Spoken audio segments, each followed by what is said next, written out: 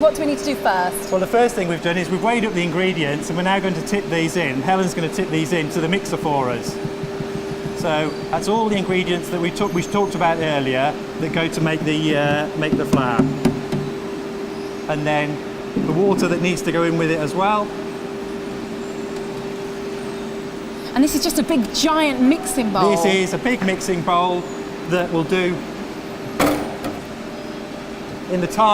in about 3 minutes. That will take that from all those ingredients to be that complete finished dough.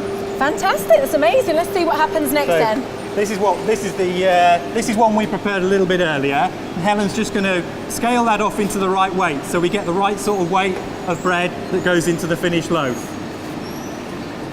The next step is we round that up to make it into a into a round ball, and it then goes into the finished prover and rests for a minute or two.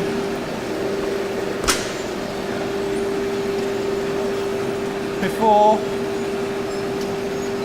that then rotates through. It takes about 6 or 7 minutes, and that rests the dough right down and allows us to get a nice soft dough that when it comes out and into the next machine that you're seeing now, which we call the moulder, which flattens out the dough into a nice flat piece, rolls it up, and we get something that looks like this. Wow. Which is what goes into the tins. It's like a big giant sausage. It is like a big giant sausage. It's actually a bit like a Swiss roll inside. And then what we do is pop them into the tins. These are now ready to go in and be proved up.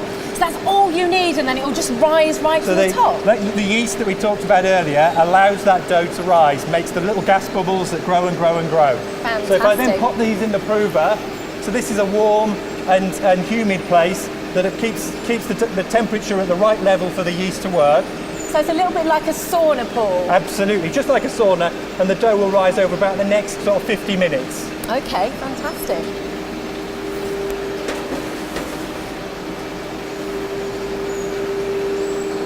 So here's some that I prepared a little bit earlier. So you can see that's exactly the same recipe that we saw earlier, and these have now all proved up and are just ready to go into the bakery. You can see they're quite soft and sort of I can just touch them, and you can see, but they sort of wobble a bit like a jelly. So obviously I can't slice that, and you can't make a sandwich out of that. So the next thing we've got to do is put them in the oven and bake them. Wow, fantastic. So it's not cooked at all. It's just been warmed slightly to let the yeast do its thing. Yeah, that's it. It's just the yeast growing and releasing gas that's made this dough rise. So that now goes into the oven, and that'll move through in the oven very, very slowly. Takes about 20 minutes throughout the oven, and at the end of that time, we've then got nice bread. Fantastic, okay. Okay. So what happens the other end then? Is that where it comes out? It's like a conveyor belt that goes all the way through here, So the conveyor belt runs all the way through. Takes about 22 minutes in total, and actually we need to, and it's about 200 degrees C. So the bread very hot indeed. So the bread here is very hot, and that's why I need to wear the gloves. So here you can see those finished loaves. So these are again some that we made a little bit earlier, but you can see how they've browned up and they're now solid. So all we've got to do now. You can just smell the bread as well. It smells amazing. Is knock out those loaves, and there we go. Oh, 4 nice wholemeal loaves.